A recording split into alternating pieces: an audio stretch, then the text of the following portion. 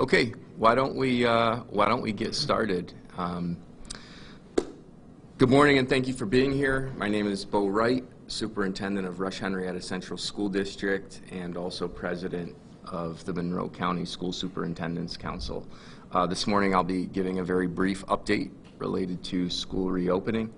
As you can imagine, it's been a very busy summer. Summers are always very busy for school districts as we look to close out one year and prepare for another.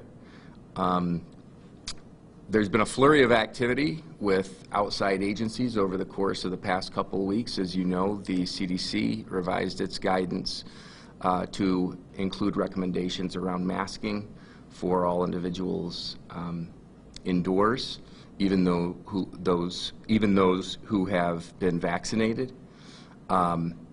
Last week, the State Education Department, in a letter from the Commissioner, advised local school districts to utilize the recommendations from the CDC to anchor us in terms of our planning for September.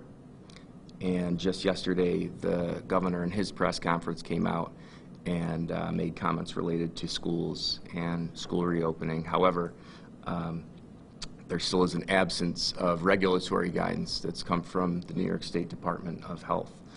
However, Monroe County school districts remain committed to reopening fully for in-person instruction 5 days a week for all students. I know that we have a hard stop at 10:30, so I'll open it up for your questions.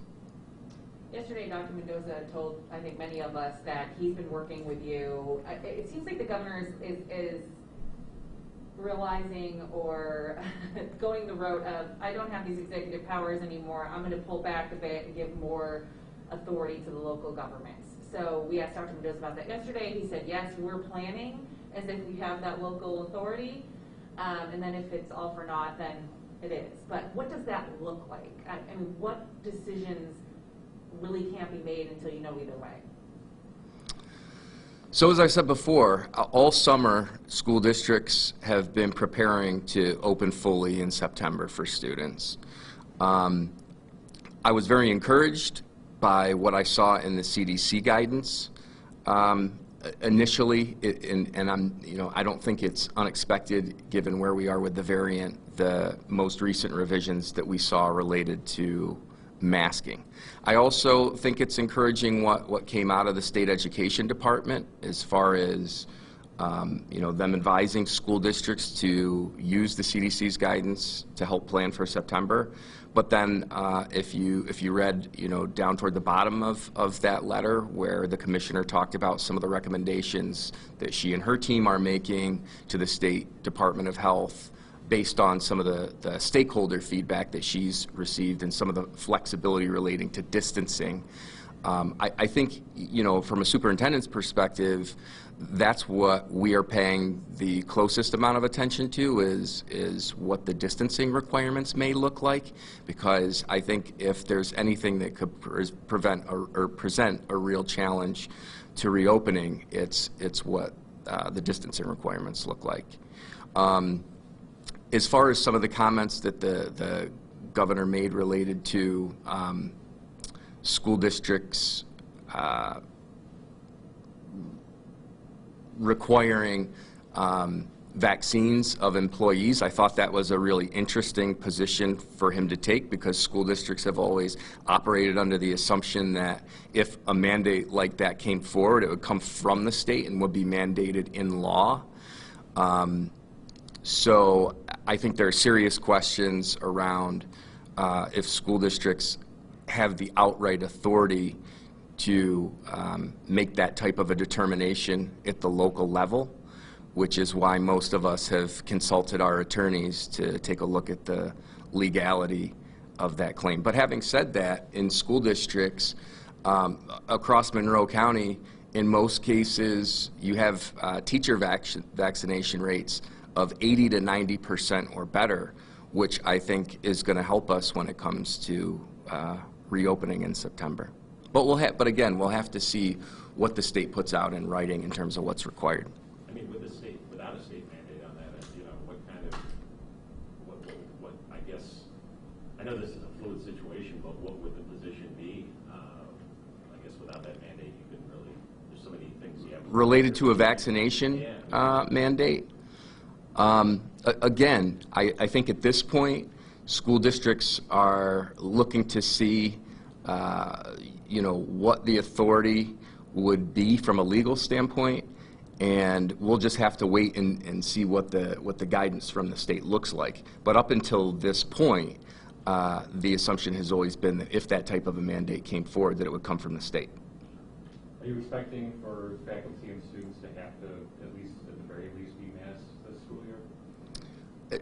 Again, I think everybody's waiting to see exactly what it looks like, but I think it's safe to say that there will be some sort of a masking requirement of some sort, given what's happening with the variant and based on what we're seeing recommended by the CDC.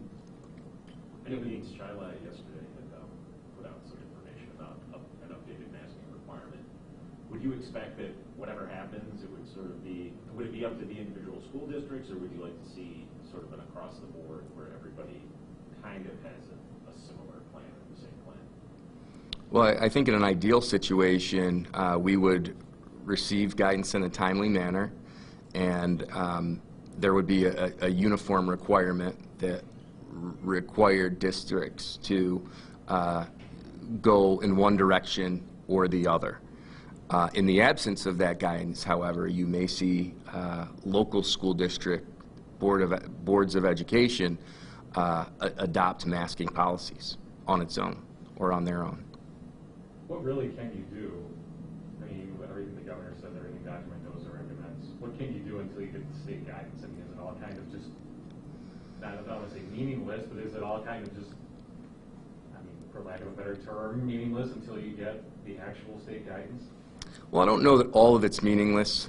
I think that we have a better sense of how we need to prepare in terms of reopening in September. I think it was much more of a guessing game last summer because we really didn't know what to expect. But I think, now that we have a year under our belt, we have a better sense of what we need to do in order to prepare, and I think we have a better sense of what the guidance will probably look like. But there is somewhat of a guessing game involved until you actually see the guidance, for sure. When it comes to testing, I mean, we've used a little bit here the word mandate for a vaccine. I think it was clear that it wasn't a mandate. He said school districts tell them they either have to be vaccinated or they have to be tested regularly. Have your conversations with the county given you any indication that they are ready and willing to provide you with the testing materials that you would need to pull something like that off? We have not had conversations with the county about that as of yet. How was that handled before? Where did the testing materials come from? And because even the CDC recommends in their reopening guidance in areas of substantial transmission that testing might need to be done. So how was that done before? And are you sort of planning the same way this time? Before, we partnered with the county, and those materials were provided through them. But we have not had conversation with them if there's a testing requirement in September, if they have the stockpile that they would be able to provide to school districts and how they would be distributed. We haven't had that level of conversation yet. Do you have an idea of how many teachers or staff in the area are fully vaccinated? As I said before, I haven't looked at the numbers since the very start of the summer, but I think it's safe to say, from a teacher standpoint, in most districts, you probably have about 80 to 90% of them vaccinated. Here in Rush Henrietta, we have just over 90% of our teachers are vaccinated, and a little over 70% of staff. I know you're preparing for a full reopening in September, but under what conditions will have you re-strategizing that? What's the worst case scenario that will cause for you not to fully reopen? Well, let me start by saying our intention is to fully reopen. We think we have a moral obligation to do that, and I know that I speak for every superintendent in the county when I say that all of us are committed to making sure that whatever the circumstances are, that kids have the opportunity to come back to school for 5-day-a-week in-person instruction. Do I think there may be some challenges to that? Yeah, I do. And if I had to identify one challenge that has the potential to be a real barrier, it's distancing. What's required in the regulatory guidance related to distancing? How flexible is that going to be? So, you know, that's one of the unknowns. We'll have to wait and see what it looks like. The letter you referenced from the state education department, it also said in there that you did not have to offer a hybrid option. Mm-hmm. Are most districts okay going by that, or are you still working on sort of a backup plan? Are you hearing from parents who, especially considering the variant, are now questioning whether they want to send their kids back? Yeah, the letter did provide what I would say is rather broad discretion in terms of what you decide to offer with remote learning. And I do think you will see some differences there district to district. I think, you know, based on the wants and the needs within the community, the size of the district, available resources, staffing may play a key part in that. And then also how many students you have that are interested in enrolling in a remote learning academy. So I think you'll see most districts offer some sort of a remote option, but I do think you'll see some variation there district to district. Are you offering one here in our We are. for Yeah. all age levels? That's our intention, yeah. Well, the last time you spoke, remote learning, hybrid learning was not on your agenda at all. It seemed like it wasn't on your agenda. What kind of changed from then to now? So it's not our intention to offer a hybrid option, but it is our intention to offer the Remote Learning Academy again. Staffing shortages, we talked about last time as well. Are those any better, any worse? I know Gates Charlotte has a thing today. We've seen Greece begging. On every corner there's a bus with a bus banner.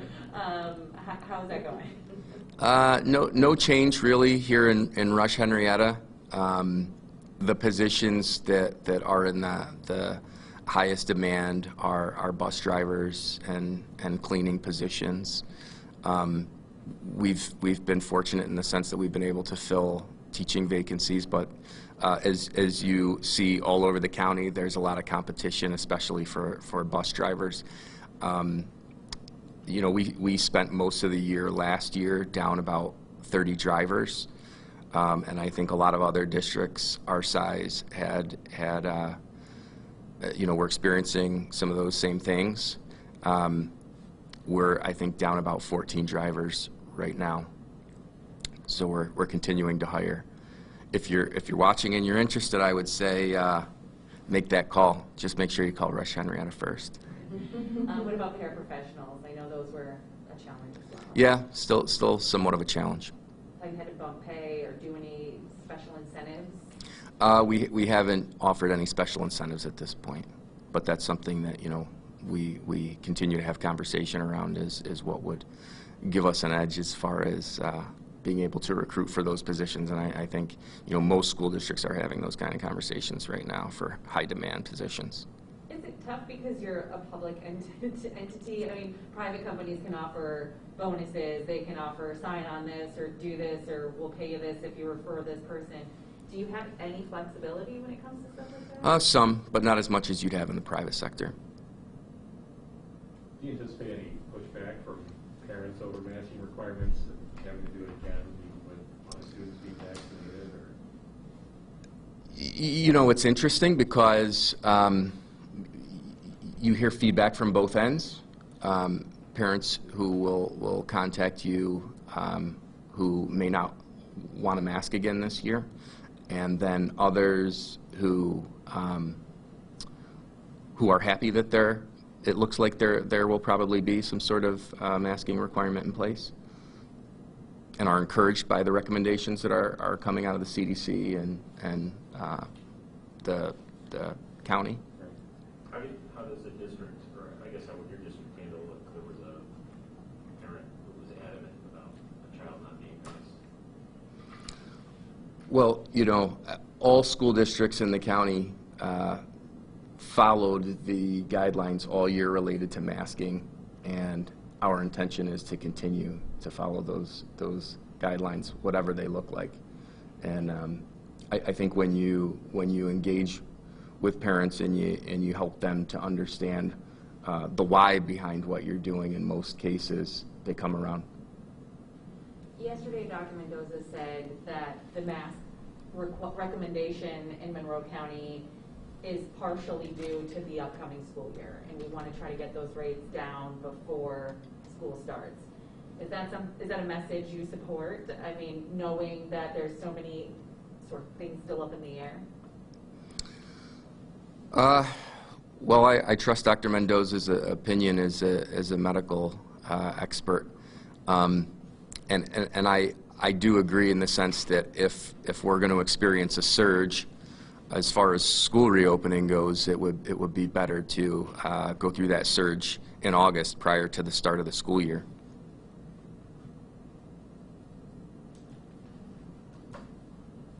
Anything else we didn't touch on? No, I think that about covers it.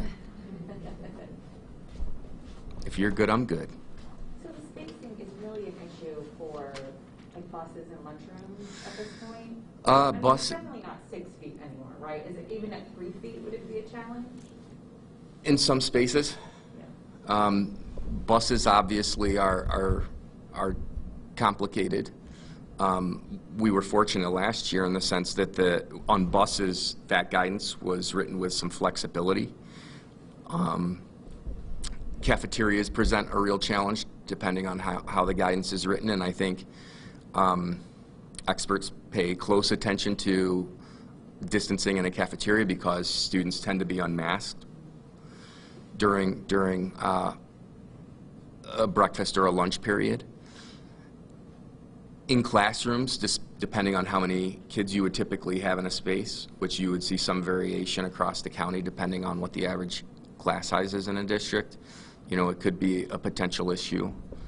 Again, we would advocate for some flexibility, recognizing that there probably is going to be some sort of masking requirement in place. And is cohorting still a thing? Was it in the updated guidance? I think that we'll have to wait and see. Cohorting is a whole lot easier to implement at the elementary level than it is at the secondary level.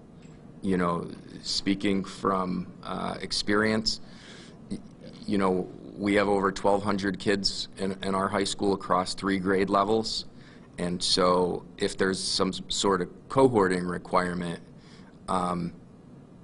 it makes it almost impossible in a high school that size to reopen fully, and even in our junior high schools, which is why at the end of last year, as we were looking to reopen, Rush Henrietta, like many other districts, could only fully reopen K-6 because you couldn't meet the distancing requirements and you couldn't cohort at those levels. So for the age population that's not eligible for the vaccine quite yet, are we taking that into consideration when implementing these guidance? Like, are there going to be stricter guidances for that population because they can't get vaccinated? And is that? I don't know. I think we're going to have to wait and see what the guidance looks like, but I'm sure that those who are developing the guidance are taking that into consideration with the youngest learners, and the fact that they aren't yet eligible for the vaccine. We're thinking there's actual guidance, right? That they're not just going to say go with the CDC. I'm still hopeful that there, at some point there will be regulatory guidance. Well, you never know. Yeah. No indication on when that might come yet. We've been advocating for it since you know, last spring. You know, the hope was that it would come early in the summer so that we would have some hard set parameters to help us plan, but that didn't happen. So, like I said, we're planning on moving forward. It's just that, you know, we'll need to see what comes from the state in writing. Last time we talked, the same day I asked the lieutenant governor, and she said, it's only July. And I said, There's a lot of superintendents would say, it's already July, you know, and Yeah. say, we don't know what's gonna happen. And now they say this Delta variant, Right. look, this Delta variant, we don't know where that's gonna go. You know, so I think it doesn't seem like they're in any hurry. I would agree with that statement. Does that make it more difficult or even frustrating to? It presents a challenge, for sure.